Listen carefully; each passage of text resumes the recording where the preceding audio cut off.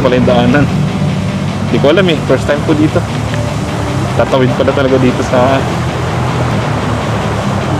kalsada. Ito yung kanilang bagong footbridge. Kompleto sila. May mga facilities, may kuryente. Pwede ka mag-overnight, may mga dutuan, may tindahan. Hello mga kagala. Ngayon pupunta tayo sa Three Angels. Papasyalan po natin yung isang liguan dito sa gitna ng bundok going to West Coast sa Napsan. So titignan natin yung bago nilang facility. Hindi pa rin ako nakapunta, lagi ko lang siyang nadadaanan. Ito, Three Angels. Ngayon, bababain natin, sasadyain natin. Mukhang maganda kasi napuntahan na ng mga kaibigan natin. Napakaganda nung kanilang facilities. Papakita ko sa inyo kung gaano kaganda yung kanilang lugar. So ngayon, nasa Barangay Montible tayo. Kakapasok lang natin ng junction ng Montible. Itong Three Angels, malapit lang po ito dito sa sentro ng Puerto Princesa. Pwede nyo kong puntahan, pwede kayo magbalikan, napakalapit lang, tapos napakaganda ng kalsada. Kung makikita nyo, yan, bagong asfalto. Yan, dito po maraming mga ilog. Kung trip nyo mag quick dip, maglublob dyan sa mga ilog-ilog, pwede naman, magaganda po yung ilog dyan, malinis. Karamihan po ng tubig dyan galing dun sa taas ng bundok, sa Salakot. So ito yung kanilang tulay. Yan dyan, maraming naglalaba, maraming naliligo dyan sa baba. Pwede na yan, pwede na paliguan.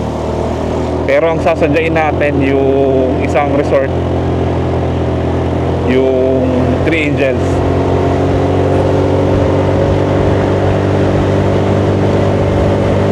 Marami sana tayong pupuntahan kanina, kaya lang sarado.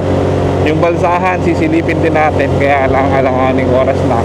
Hindi kasi pwedeng pumasok doon sa Penal Farm na medyo late na sa hapon. So close na yung kanilang balsahan, kaya ito na lang yung pupuntahan natin. So sana maabutan pa natin na maliwanag para makakuha tayo ng magandang footage.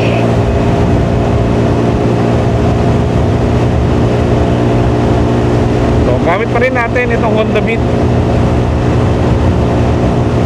Medyo matagtag lang siya at mapagod, pero super tipid dito sa gas. Nagkukonsume lang ako ng mga 42 km per liter. Ganda dito. Sarap ng hangin, nalamig. Ano lang siguro kapag medyo hapon-hapon or maaga, sobrang lamig siguro dito. Ngayon malamig kahit mataas pa yung araw. So ganda mag-rides dito.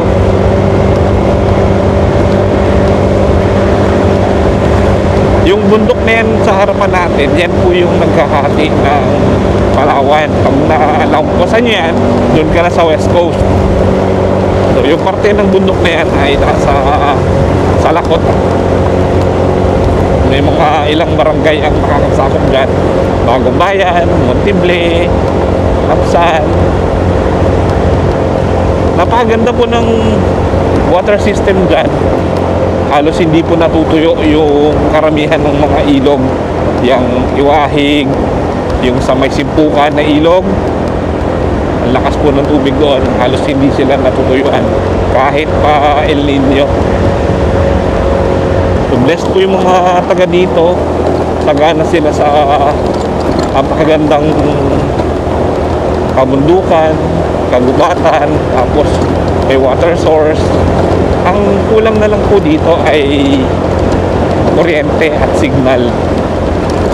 May mga area po dito na hindi naabot ng kuryente, hanggang Napsan lang.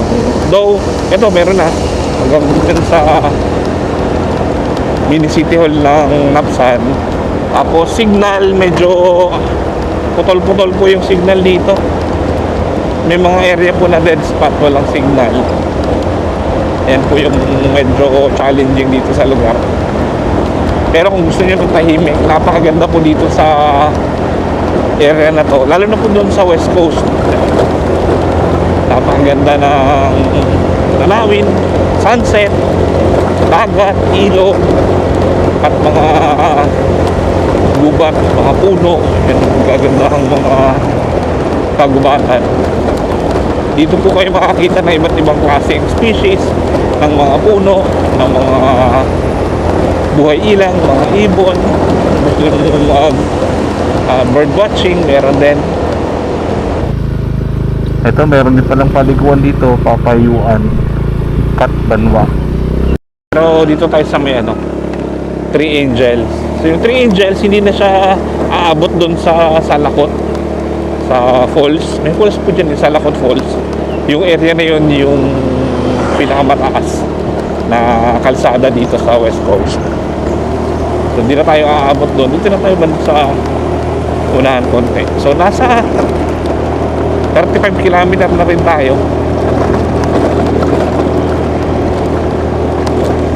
So malapit-lapit na. Pag may nakita na kayong mga flag, malapit na po yan kasi halos sunod-sunod na po yung mga resort dito. Yung kanina meron din. Lapit na tayo. Yung mga sirang kalsada pero maikli lang naman. Gawa po yan ng landslide tsaka ng bagyo, flash flood, kaya nasisira yung ibang kalsada. Pero the rest naman okay, maganda yung daanan. And mabilis po yung DPWH dito. Kapag kami landslide, ilang oras lang kaya ng daanan. So naka-ready po yan sila dito para i-clearing yung mga kalsada pag nagkakaroon po ng landslide dito sa kalsada.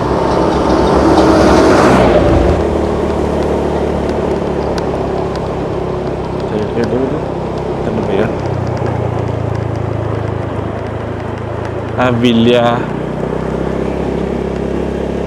Kasheka. Ganda dun, no? Daming naliligo, daming tao. Dito tayo sa unahan. So yung tubig galing po yan doon sa taas, pababa dito sa Dumtibli banda. Dito naman yung Tampisaw, resort din. So magkakatabi yan, may mga paliguan. Yung Three Angels doon pa sa unahan. Lapit na rin. Mukhang uulan na, ang dilim, lamig. May mga ginagawang daanan, mukhang may resort na naman na gagawin. Lagi po naulan dito eh. Last time na nag-loop kami nila Sir Mac, inulan kami. Sobrang lakas. Malapit na tayo. Dito na tayo sa If. Ayan na, Three Angels. Paglagpas nyo dun sa sentro ng If, nakikita nyo na itong Three Angels. Ito pala yung kiyas ng bukid. Pero dito tayo sa Three Angels.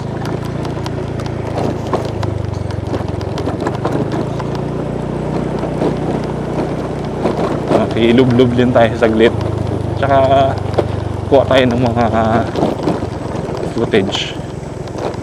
Dito ko yung ganda. Ay, kung pwede dumaan. Okay.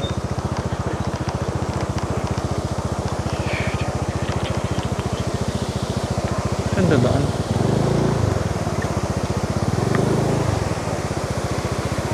Okay, saan ang daanan?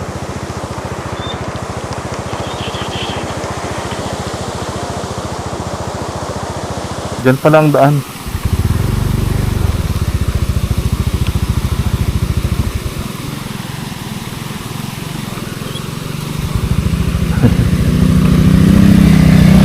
Isa pala yung daanan. Hindi ko alam eh. First time po dito.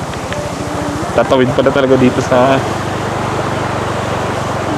kalsada. Alright.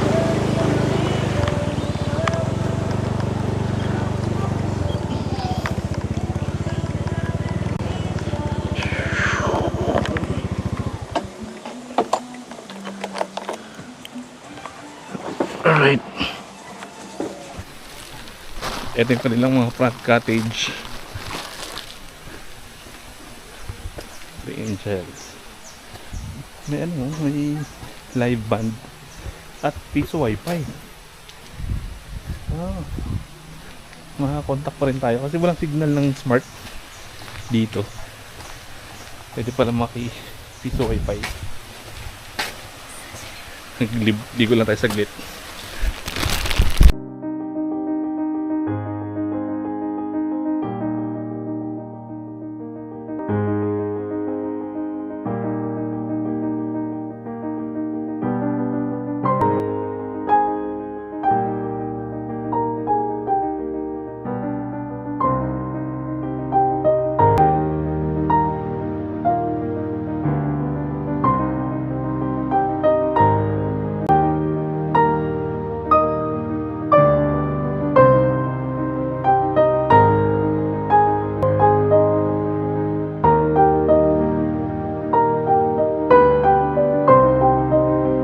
Ito yung kanilang paliguan.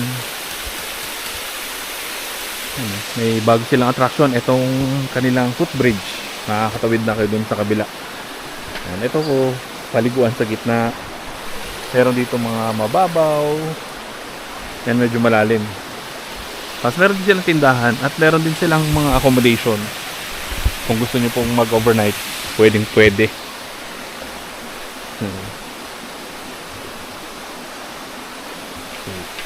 Dito meron silang tindahan. Tingin na tayo ng makakain. At ako'y nagugutom na. Kapo. Ito po yung kanilang bagong footbridge. Sa gitna ng paliguan. Last time daw ito eh. Pero ngayon ito na. Ang ganda kasi nasa gitna kayo ng pool.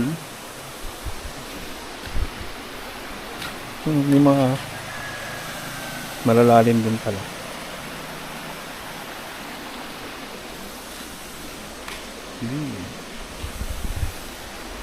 Dublob lang tayo saglit. Ito malalim pala eh.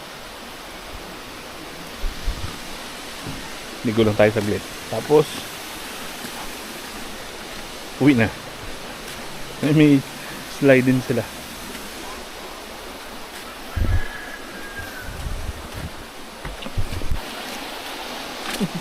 Mga isda. Naman.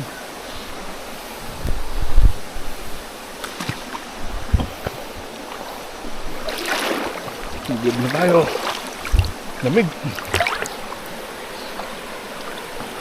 Sa lahat daw ng resort, etong 3 Angel lang yung merong kuryente.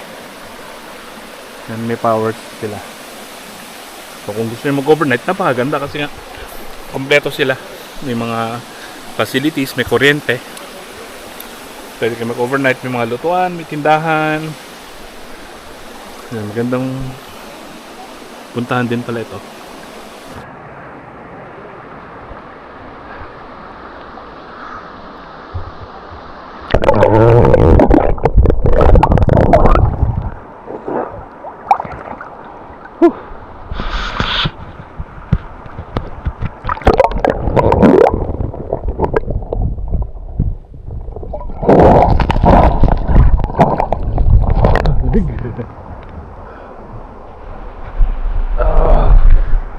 Nalubog na tayo saglit.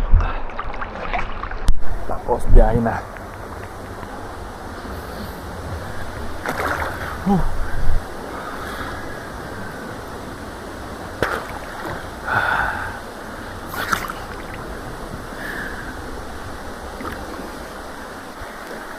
Subukan natin sumisid. I-sisid natin itong Osmo 4.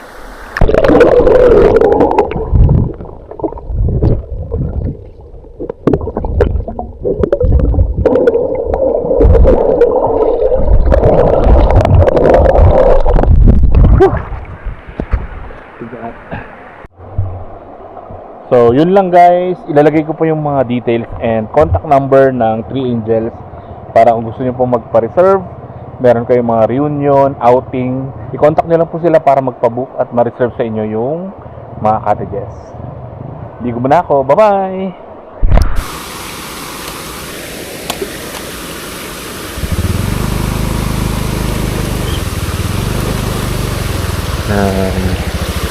Pauwi na tayo. So ito talaga yung daanan.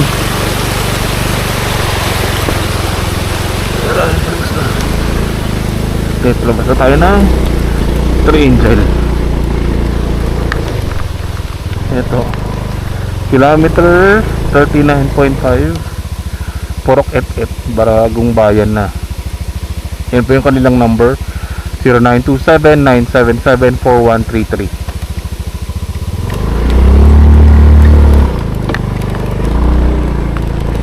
Alright, see you sa next adventure. Bye bye.